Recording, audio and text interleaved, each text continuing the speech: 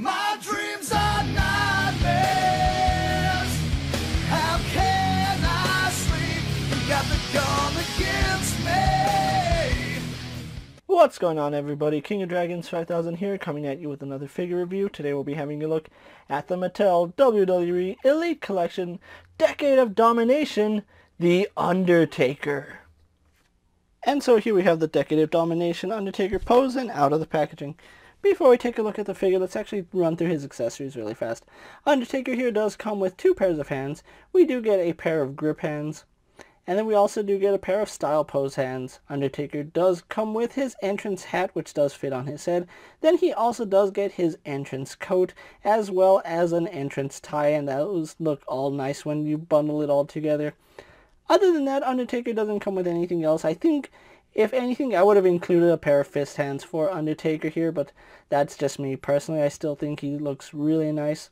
So, with that out of the way, guys, let's actually take a closer look at the Undertaker. And so here we have a closer look at the Undertaker, and Mattel has done a phenomenal job with this figure. Now, this is actually a head sculpt we have seen before. We saw this on the Entrance Great Undertaker, and then we also saw it on the WrestleMania Heritage Undertaker, which I used to have. I don't own it anymore. I'm really glad I do have this figure now, because the photoreal on this head is phenomenal. That is a great likeness to the Undertaker, especially for his Survivor Series debut. That looks really, really nice. I do like it. They did a really good job capturing the look and the mean mug of the Undertaker, as well as his mullet. Undertaker sported a mullet back in the day. Then again, a lot of other wrestlers did, just to give him the long flowing hair in the back, and then it kept the hair out of their faces, so that's why they wore mullets. But yeah, this does look really nice, and I am glad I have this guy in hand. So there is not much difference between this version of the Undertaker and the WrestleMania Heritage Undertaker. They essentially use the same body, with the exception of the hands, which I'll get into in a little bit. Really do like the fact that they did give him the torn sleeves here. I know there are renditions of the Undertaker where he didn't have the torn sleeves, but for his debut at Survivor Series, he did have the torn sleeves, so really good job there. Really nice attention to detail. He is sporting bare arms, because at the time, Undertaker didn't have any tattoos, which is kind of strange seeing Undertaker without any tattoos, but you can see he doesn't sport any right now. Now, I know a lot of people would say he wore gray gloves during this time. Yes, that is true. Undertaker did wear gray gloves when he had the mullet, but for his debut, he had black gloves, and this is actually pretty accurate to how he looked. The black gloves are really, really accurate to how he came out during that match.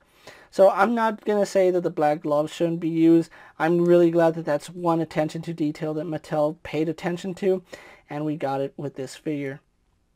Something else they paid a really good close attention to is his shirt. Now, yes, you can see a seam line right here, and that's mainly because this part is a softer piece, which allows for movement in the arms, but they did a really good job sculpting his top here. It's almost like a shirt that's tucked into his spandex right here, which it does fit the Undertaker nicely. You can see all the wrinkles do look really good, and it does look like it's tucking into his tights right there. Then we go on to the standard Undertaker legs that we've seen countless times before. They're these really big, thick legs with the tights, as you can see, and they work for the Undertaker here. Really do like it. And then we go on to his spats, where Undertaker did sport these gray spats. Now, this is where a lot of people get confused on the gray versus black gloves. Yes, Undertaker for his debut sported the gray spats with the black gloves, but he didn't start sporting the gray gloves till a little bit later in his run. So that's where the confusion comes from. This isn't later Undertaker with the mullet. This is actually a debut Undertaker, which I'm really happy for. Although they could have done a better job with his coat. Undertaker didn't wear a leather coat for his debut match, but that's neither here nor there. Really good attention to detail on the spats. They don't have any of the buttons, which is pretty accurate. Now, I did mention that he is complete reuse of the WrestleMania Heritage Undertaker, with the exception of the hands. The WrestleMania Heritage Undertaker actually sported gloved hands, so it actually had the detailing on the gloves, where this one sports the interchangeable hands.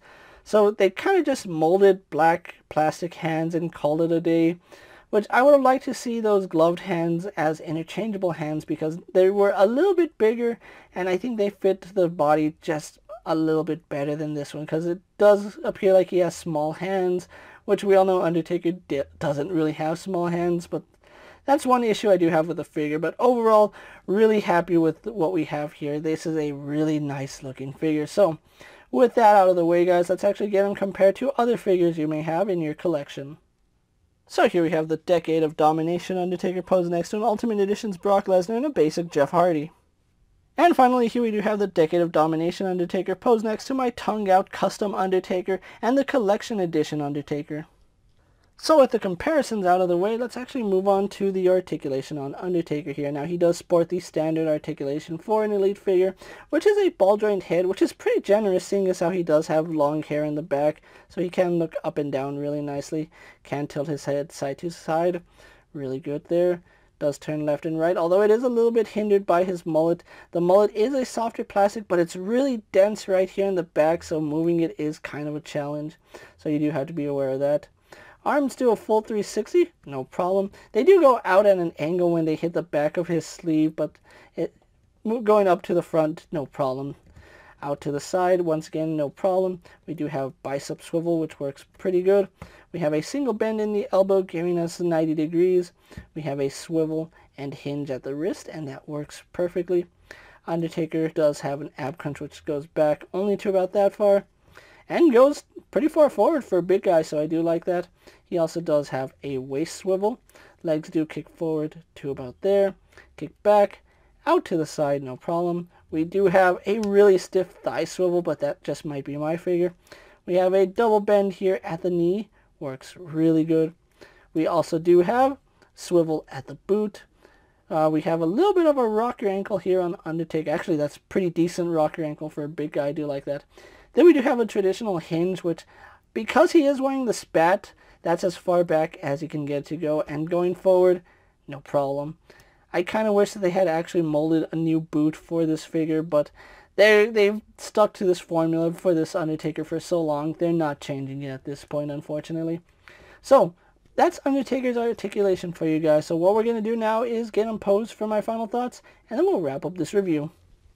And so here we do have the Decade of Domination Undertaker pose for my final thoughts, and overall this figure is phenomenal. I really do like the way this figure came out. I think the first appearance Undertaker is one figure that we have needed to have an update in our collection for some time.